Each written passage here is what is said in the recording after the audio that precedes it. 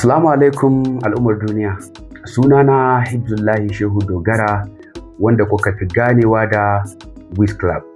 Barkanmu da sake saduwa da ku a wannan zaure namu na Wiz Club Talk Show inda muke gabatar muku da baki kala-kala a wannan zaure namu. A yau mun amshi bakuncin Honorable Isa Muhammad Doko. Ku biyo mu domin ku ji da me yake tafe.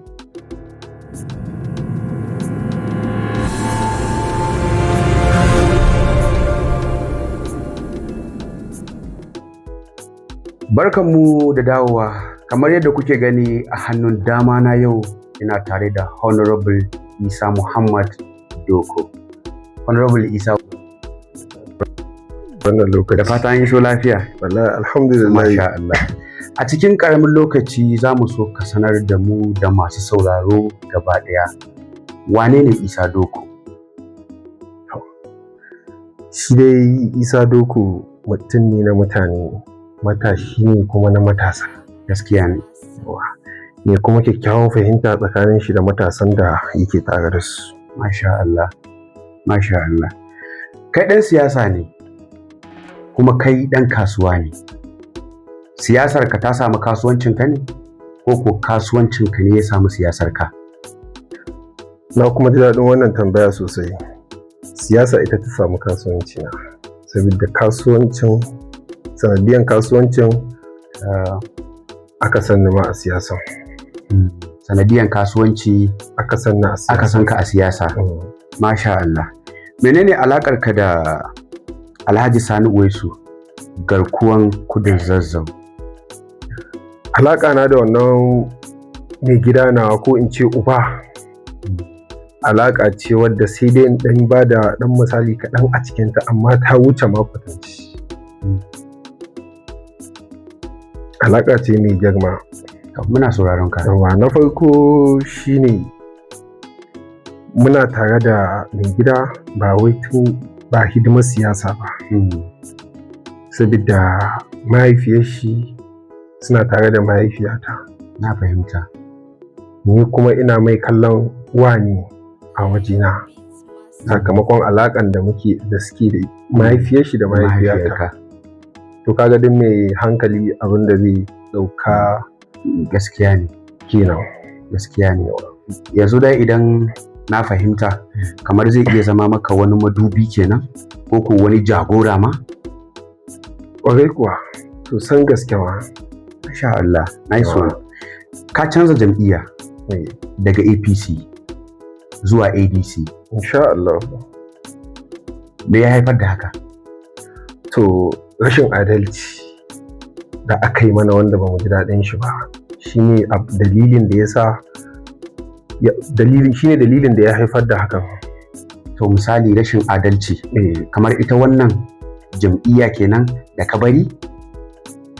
Ko a'a na wasu tsirarin mutane da suke gefe wajen jam'iyya? To ta wani fannin bana ce jam'iyyar APC ba ce. Tunda in aka ce duk wanda ma ke cikin APC duk wanda dan takara a cikin APC in yi ma laifi kamar jam'iyya ce ma ce ma laifi. Gaskiya ne. Yawwa. Da dama an ce dan kuka shi ke jama uwa shi zagi. Haka aka yi. Yawwa. Sannan kuma ban yanke hukunci ba, sai da na je na samu uwar jam'iyya a lokacin. Ba wai ka fita bane kawai kai tsaye irin hidda suka ga kana trending cewa ka fice, a'a kayi abin da hujja. Sai da na kafa hujja tukunna sannan na fita. Amma misali kamar lokacin fitar ka, su abin ya musu daɗi ne, ko a'a sun nuna kamar buƙatuwar ka a tare da su, kamar akwai yiwuwar sun ɗan taushe ka haka kai haƙuri ka ci gaba da zama a wannan jam'iyya, ko a'a sun ce Allah ya raka taki gona? An neme ni, saboda da aka neme ni an ce Bahaushe ya ce ba a shan menene a rami da ba a cizon Hausan ne ga ta nan. Gaskiya ne. Yawa. To da an neme ni da kuma aka neme ni kuma na yadda, ba irin neman da ba a yi min ba. Akan ka zauna ko akan koma zo a daidaita a gane menene matsala. A gane menene matsala. da abinda ne tunani da ba su san da matsalar ba ne sai da suka bari ta afku. Gaskiya ne. Kuma kafin matsalar nan ta afku sai da na samu uwar jam'iyya ne mata bayani. Gaskiya ne. Sai kuma bayan da matsalar ta afku daga baya kuma yanzu aka zo ana neman a sasanta. Gaskiya ne. To ni saboda ina da wani hali guda ɗaya. Gaskiya ƙwara ɗaya ce. In na ce ina yi, kana yi. In ka ce ba ka yi, in na ce ban yi to ban yi. Gaskiya ne. Haka nake. That's mean dai kana da ra'ayin kanka. Yawwa. Duk abin da kake ganin wannan shine mafitarka, to kai kana tsayawa a kai. Ƙwarai kuwa. Gaskiya ne. Amma menene alakar ka da Honorable Lawal Ado, ɗan majalisa na yanzu? Ɗan majalisa na yanzu. Alaƙa na shi ne da shi kan hidimar siyasa. Da ya nemi mu zo mu tafiya kuma aka zo aka yi, aka mara mai baya. Ba ma ni ba, na sa wasu suka yi. Saboda duk wanda aka ce yana da magoya baya a bayan shi, kuma duk inda ya karkata su ma za su karkata. To kaga mutum ne wanda za a ce ya wuce a zo a ce za a yi mai wani abin da bai kamata a yi ma wannan mutumin abin da bai dace ba. Gaskiya ne. Saboda cewan fahimta da ya kamata a yi a gare shi ba fa shi kaɗai ba ne. Gaskiya ne. Yana da magoya baya a bayan shi. Gaskiya ne. To ko ni ne nan duk wanda ke da magoya a bayan shi, wanda yake da magoya baya tare da shi, to ba fa abin ni in wulakanta shi. Gaskiya ne. Saboda in na wulakanta shi ba wai shi kaɗai na wulakanta ba. Gaskiya ne. Yanzu idan na fahimce ka, kana son ka ce kamar a siyasar Honorable Lawal Ado ka bayar da gudunmawa 100%. To ai wannan gudunmawa ma ni ba ma sai na faɗa ba, duniya ma ta san ka bayar da gudunmawa. Yawwa. To kuma zuwa yanzu har yanzu yana tafiya da kai, duk da cewar kamar akwai bambancin ra'ayi a yanzu tsakanin kai da shi? Gaskiya ni bai ce mun bance mai, tunda ni abin da ma zai hada ni hanya ɗaya da shi ban ƙauna. A'a? Wallahi ban ƙauna. Idan na fahimce ka, yanzu duk wannan abin da ya faru kana maganan da ne. A yanzu kowa ya kama gaban shi kenan? Kowa ya kama gaban shi. To kai ka kyale shi ko shi ya kyale ka? Ni na fara kyale shi. Kai ka fara kyale shi. Sannan kuma shi ma ya kyale. Ban san a matsayin da ya dauke ni ba yanzu. Na ajiye shi a gefe. Gaskiya ne.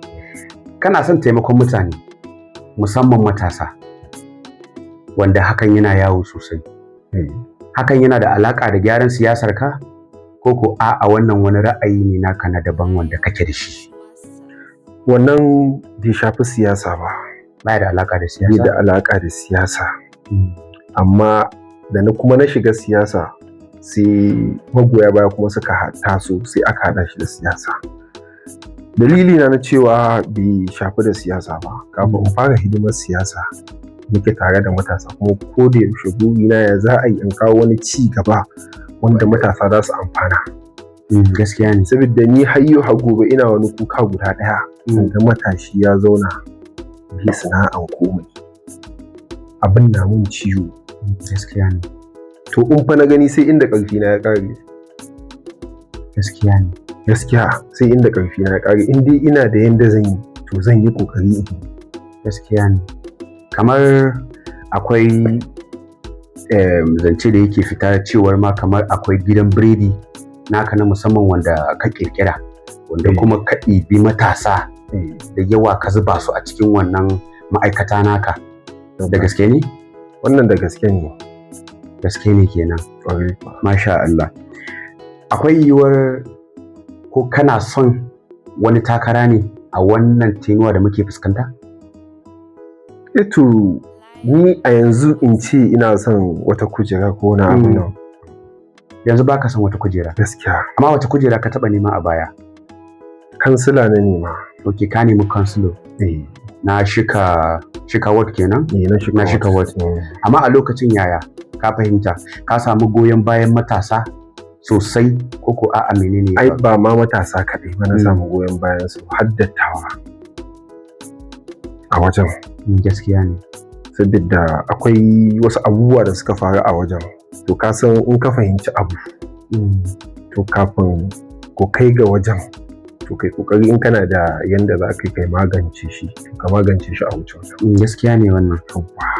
Menene mahangarka a wannan siyasar da muke fuskanta ta shekara ta 2027? To mahangana yanzu a wannan siyasa da muke fuskanta ga mai hankali ga mai tunani da kuma wanda ya san me yake yi, APC ba jam'iyyar da za a ce za a yi mata hidima ta kuma kan kujera ba ne. Gaskiyar magana, in dai mutum ya san me yake yi, kaga na farko in dai mai mukami na APC bai ganin talaka da kima da mutunci, ba wanda suke burin su cimma mutunci sai talakawansu, kuma talakawan nan nasu su suka ba da goyon baya har suka kai da inda suke, kuma yanzu daga bisani su ne abin wulakantawarsu. Kaga na farko kenan wannan ma hujja ce. Sannan na biyu, in ka duba yanayin abin da ake nuna ma 'yan arewa game da wannan mulki da ake na APC da take yi, saboda ba zan ɓoye ma ba, APC azzalima ce kai tsaye APC azzalima ce, ban kuma ɓoye ba, ni duk lokacin da nake maganan ma APC raina fa ɓace yi duk lokacin, wallahi shi yasa ni ko a gaba na ban kawata, ko postin ne ina shiga Facebook in duba in na ga alamun APC za ka wuce, saboda ba abin da ya damun da shi, ban da alaka da shi, saboda duk ɗan APC masu mukamai shi za ka faɗa, ba wanda ba karas ba. Tunda in na ce wanda ke bin jam'iyyar APC bai samu wata mukami mun ga zuciyar shi ba, amma waɗanda ke kai mun ga yanayin taka rawarsu. Su burinsu fa in kana sa hulan naira 30,000 ba zai yi su sa hulan 30,000 kai ka sa ba, sai dai kai ka sa na ƙasa da haka, sai dai kai ka sa na ƙasa da haka, kuka bi su buji-buji, to a gidan duniya ka gama musu komai za su yi tafiya da kai. Gaskiya ne. To amma kana ganin kamar wannan jam'iyyar da ka yi tsalle ka koma cikinta ta APC, zuwa yanzu kana ganin ta yi kafuwar koko tana da wani capacity da tabbas za ta yi gogayya da ita jam'iyya mai ci a yanzu? Ai APC da kaji ana faɗi, kalmar APC ma da kaji yanzu yana tafiya, albarkacin gwamnati ne take hannunsu, amma a zuciyoyin mutane ba fa APC, a zukatan mutane. To karfa kamanta yanzu jam'iyya mai ci tana cikin gidanta already, haka ne? Yanzu ku wa'incan jam'iyyun adawa abinda kuke so ku fitar da ita daga wannan cikin gida ko ku shiga, kuma kana ganin wannan zai iya zama wani abu ya sauki kuwa? Insha Allahu, wallahi kamar an yi ruwan ɗauke bi izinin lahi, saboda in baka manta ba 2019 abin da ya faru, guguwar fata ta taso 2019 ba ta kai guguwar yanzu da take tasowa ba. Idan na fahimce ka kana son ka ce guguwar yanzu mai girma ce. Kwarai kuwa, saboda dalilin da yasa na gaya ma haka, 2019 ai ba a shaƙe mana wuya ba a shaƙe matalakan ƙasa wuya ba kamar yanzu ko APC sun shaƙe matalaka wuya. To ya kake ganin an shaƙe ma wuya?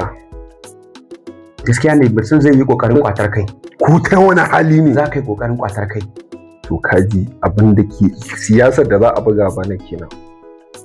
Gaskiya ne, amma kai menene burinka game da siyasa? Ni burina game da siyasa, na fara hidimar siyasa ne sakamakon tsayawa da na duba tun da nan ga ɓarayin sana'a. Shi kalan kasuwanci in yi yawa a waje, wata zubin sai ga kuma ana ɗan samun ƙasa, saboda in ɓarayin da yake wajejen da ake wannan kasuwancin kala ɗaya ya yi kaɗan.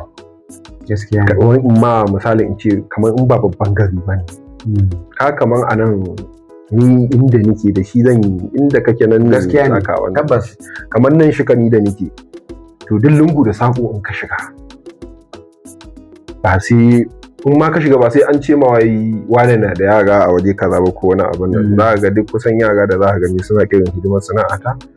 To ni hajjikoki na har ta taɓa kunni na da shi a wannan kasuwancin ya wannan na fahimta wallahi har ta taɓa kunni na da shi. Na fahimta. Yara na sun goya su ma sun goya wasu sun yaye wasu suna rike da wasu. To za ku ai ko iya nan abinda ake nema ya an samu. Gaskiya mun samu ci gaba fiye da tunani. Amma a tunaninka ko a mahangarka wace shawara ce kake kallo idan talakan Najeriya ya bi a wannan lokaci da muke fuskantar zaɓe na shekara ta 2027 zai iya samun tsira a yanzu? To shine abu na farko,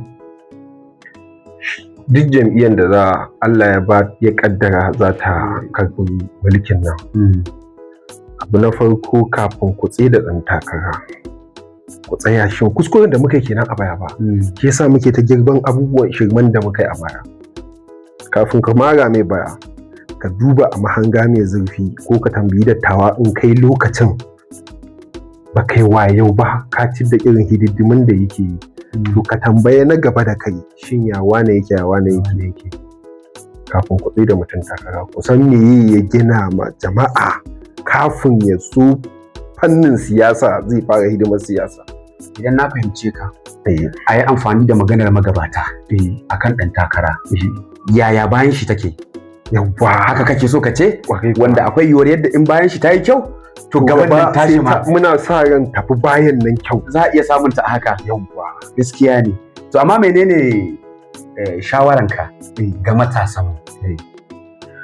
Shawara ta ga matasanmu kamar shi ne yanzu wanda na fara gaya maka kafin ka tsaye da ka ba mutum goyon baya kai wannan. Sannan kuma shawara na biyu ga matasa, ina roƙo duk da ban kai ba ina roƙon alfarma a wajen matasanmu, kar ka ce za ka tsaya yau ka ce wai sai wani zai je nemo ya kawo ya baka, ko yaya ci ko yaya ne ka samu naira 5 ɗin nan ka juya ta koma naira 10. Sannan kuma kar ka ce dole saboda ka yi karatu ka ce dole sai gwamnati ta baka aiki. Shi gwamnatin APC abin da muke fuskanta ba ta mu take ba ta matasa ma take ba. Gwamnatin APC wallahi gwamnatin APC ba ta matasa take ba, goyon baya ma take bayarwa a shiga gida ana kashe matasa. Yanzu ka dudduba abubuwan da ke faruwa a jihohi da dama, majority in ka je ka gani suwa za ka ga ana kashewa, wallahi kusan matasa za ka ga ana kashewa saboda an san su ne gobe, su ne wa'inda za su zama wani abu nan gaba. Gaskiya ne. To bari a karar da su. Amma yadda kake ta sukar APC kuma duba da cewar wani gida ne da kai ka bar wannan gidan, ba wani tunanin da kake yi juyi zai iya juyowa ka sake tunanin kuma wannan gidan? Ai in ma kai wannan tunanin zan ce ma to gaskiya baka san waye Isa Doku ba. Allah to shi fa wani mutum ne wanda in ya ba abu abada yanda ka Allah yadda ka fice ya batta. Jam'iyya mai ce akwai ruwan kuɗi ba? Akwai ruwan kuɗi ba, kar a je a zo da jakka a ce to wannan honorable Isa Doku wannan jaka ta haka ce, ka ji an kira maka wasu millions of naira. Ka gani karfa mu ji ka fara nema na zaka dawo nan ka warware wa'incan maganganu naka. Bahaushe na cewa bagganin ka tara kiyayi mai nema. A haka na taso kuma ana gadan fafutukan kasuwanci ko nema a kasuwanci. Wallahi ni na yi gado. Gaskiya ne. Na yi gado ne, duk wanda ya san gidanmu ya san mu gaba ɗaya gidanmu a yanzu haka in ka je babu wanda za ka gani a zaune in ba hidimar kasuwancin shi ba. Gaskiya ne. Amma kamar a harkar siyasa kana da yara? Ina da yara sosai ma kuwa. Na ɓangaren kasuwa daban? Na ɓangaren kasuwa daban, na ɓangaren siyasa daban. Gaskiya ne. Masu sauraron mu Honorable Muhammad Isa Doko kenan. Da fatan kun nishadantu kuma kun ilmantu kun amfanu da wannan tattaunawa tamu. Ku ci gaba da bibiyar Wiz Club Talk Show domin samun shirye-shiryenmu. Wiz Club Talk Show yana tare da ku.